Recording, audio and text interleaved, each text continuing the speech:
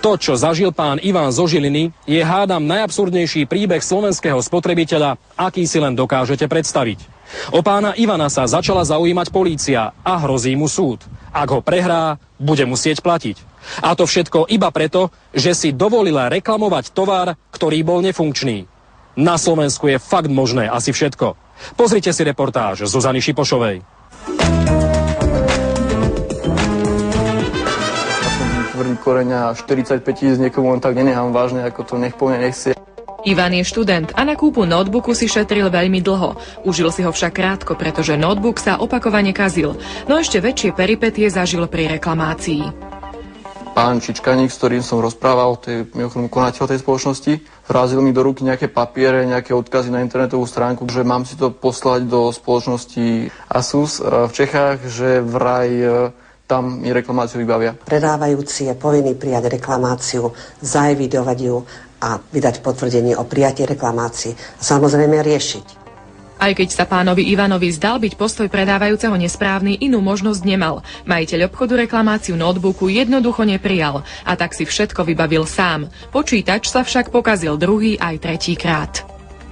Znova som prišiel do spoločnosti, kde som ho zakúpil.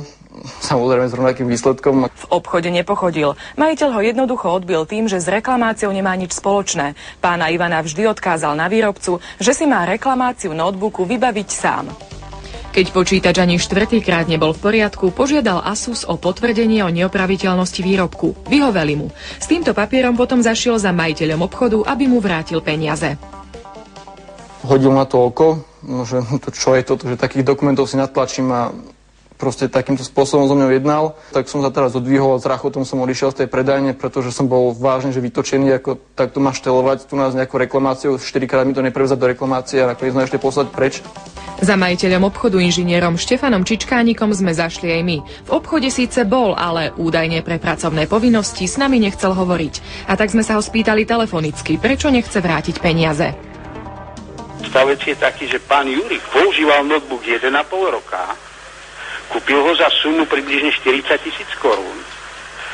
Dnešnému dňu taký notebook kúpite za 16 000 korún. Pán Jurik by chcel naspäť po roku a po používania tohto výrobku všetky peniaze. Kúpi si za 16 000 taký istý notebook a ostane mu ešte 24 000. Ako sa takéto konanie nazýva podľa vás? Podľa mňa sa to nazýva špekulácia. Tak takúto logiku ponecháme radšej bez komentára. Ak sa vyskytla opakovaná vada, buď tá istá alebo niekoľko vád rôznych, má spotrebiteľ právo na vrátenie peniazy, lebo vtedy sa uvažuje o tom, že výrobok už neslúži riadnemu užívaniu. Ja súhlasím s vami, lenže keď sú tie 3 chyby, na to musí byť nejaký dôkaz o tom, že tie 3 chyby aj boli. No ale ten dôkaz predsa existuje. Ja ho nemám dodnes. No, vy ho nemáte, pán Čičkaník, preto, že ste nikdy neprijali tú reklamáciu, že si to spotrebiteľ riešil sám. Viete... taký, že Asus zriadil autorizované servisné stredisko v Ostrave, kde bezplatne na svoje vlastné náklady robí kompletný záručný servis. No, to je síce možné, ale zákon o ochrane spotrebiteľa hovorí o niečom inom. A síce o tom, že zmluvný vzťah je medzi predávajúcim a kupujúcim.